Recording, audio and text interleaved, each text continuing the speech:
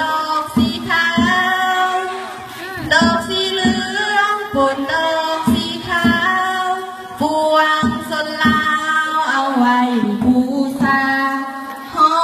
มเทนาจำปาบ้านเฮามาร่วมแห่งกันเข้าปลูกดอกจำปามาร่วมแห่งกันเข้าปลูกดอกจำปา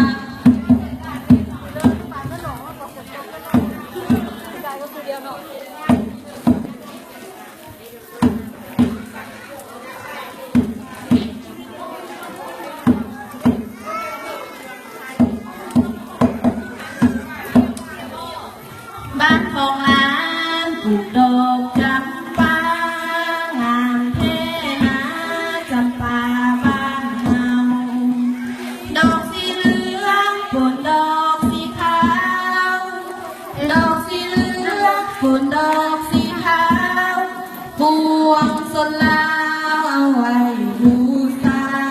หอมเทนาจำปาบ้านเฮามาร่วมแห่งกันเข้าดอก